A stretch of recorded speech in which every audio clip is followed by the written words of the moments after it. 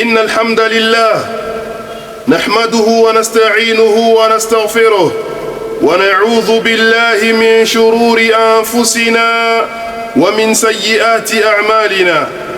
إنه من يهده الله فلا مضل له ومن يضلل فلن تجد له وليا مرشدا.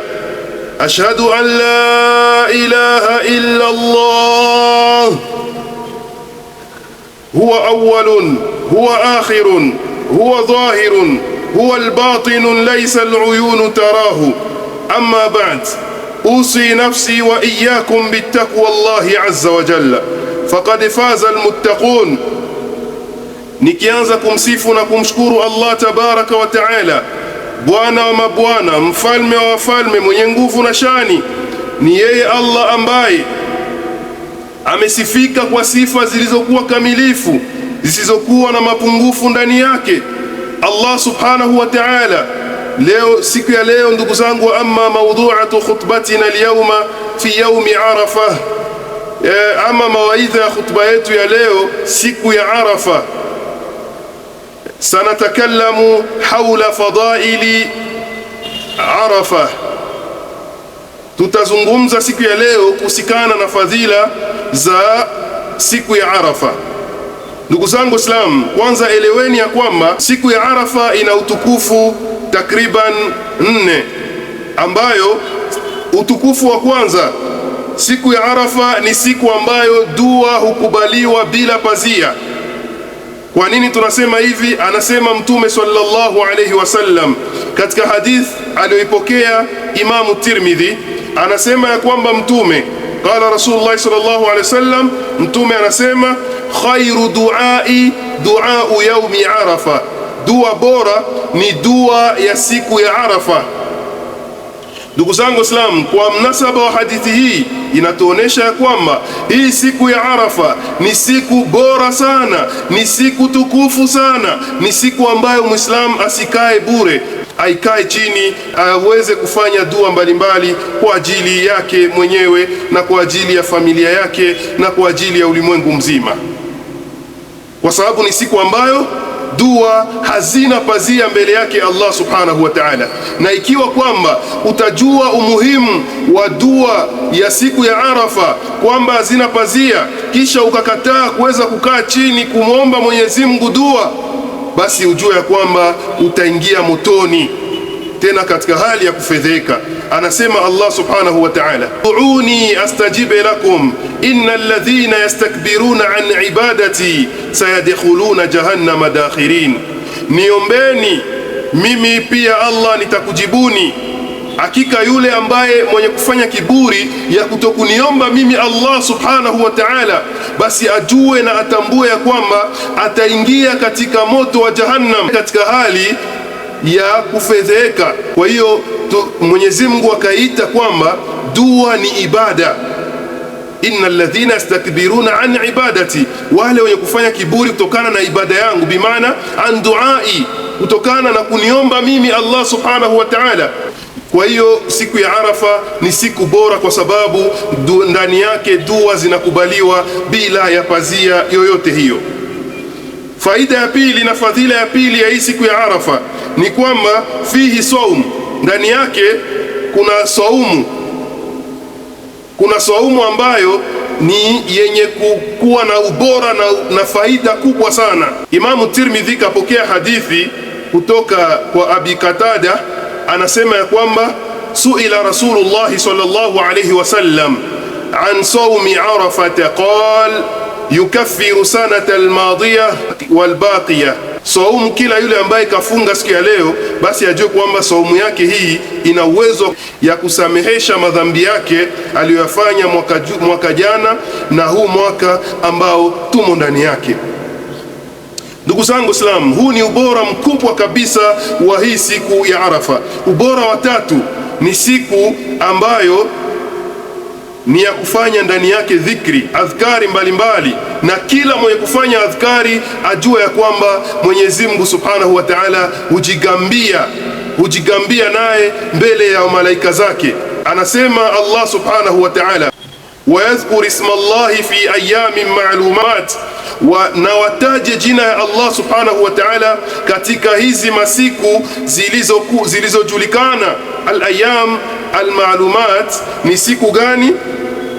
Anasema Ibn Abbas ya kwamba al-ayamul ma'lumat hiya ashru dhil-hijja, siku zenye kujulikana ambazo tunatakiwa ndani yake tuzidishe dhikri ya Allah subhanahu wa ta'ala ni hizi siku 10 katika siku 10 za Dhulhijja.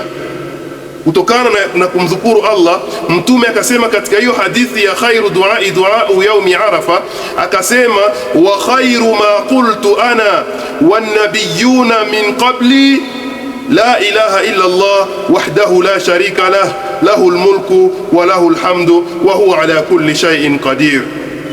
Yani, na maneno bora niliyoyasema mimi, sio peke yangu mimi, bali hata na manabii waliokuja kabla yangu wote, siku ya Arafa walikuwa wakipenda kusema sana la ilaha illa Allah wahdahu la sharika la lahul mulku wa lahul hamdu wa huwa ala kulli shay'in qadir. Yani Mtume sallallahu alayhi wasallam kana yadhkuru Allah bitawhid, alikuwa akimtaja Allah subhanahu wa ta'ala kwa kuitumia maneno ya tauhid.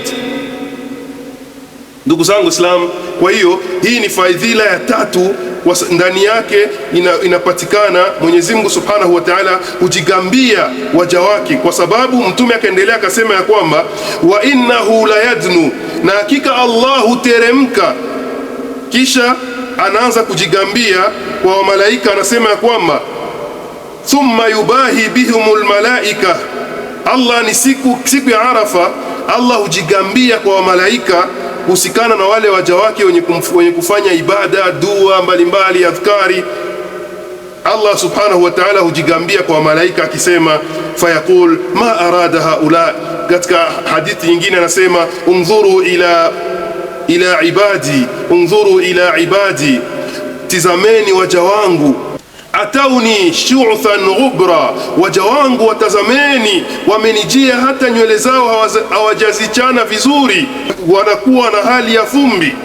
Ndugu zangu Islam, kwa hiyo hii siku ni siku ambayo Mwenyezi Mungu hujigambia waja wake.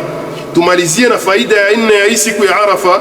Hii siku ya Arafa inashindana na siku ya usiku wa Lailatul Qadri, katika hali ya kusema kwamba usiku wa Lailatul Qadri malaika huteremka. Allah anasema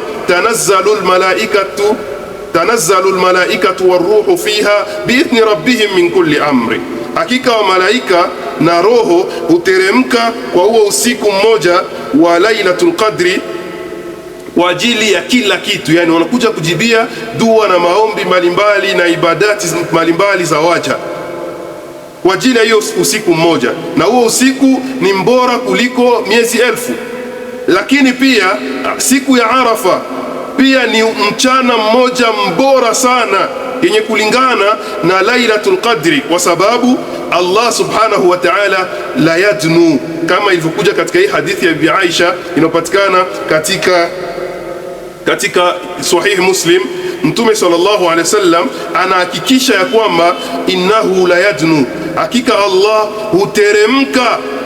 Kama kwenye Lailatul Qadri malaika ndio huteremka, basi kwenye siku ya Arafa mchana wake Allah peke yake huteremka subhanahu wa ta'ala.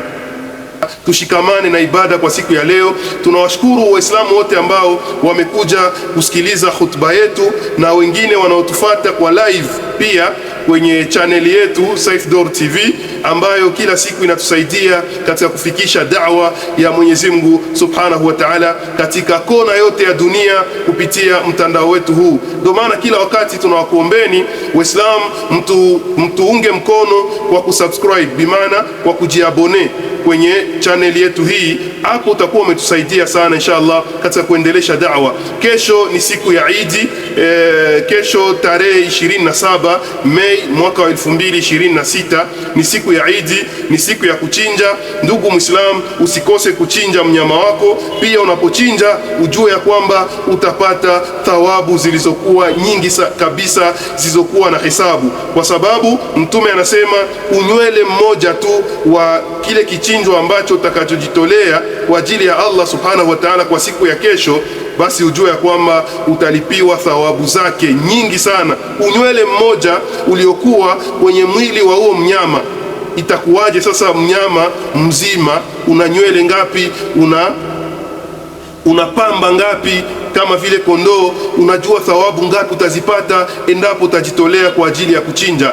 Na unapochinja usiwasahau watu watatu, yani watu wa nyumbani kwako, watu majirani zako, na wale ambao wasiojiweza, bimaana wa maskini, wakumbuke pia katika kuwagawia sadaka yako hii. Inna Allaha wa malaikatahu yusalluna ala nabi ya ayyuhalladhina amanu sallu alayhi wa sallimu taslima wa jazakumullahu khairan wa akhiru da'wana alhamdulillah rabbil alamin. Kullu am wa antum bikhair. Tunakutakieni Idi mubaraka, Idi njema kwenu. Assalamu alaikum wa rahmatullahi wa barakatuh.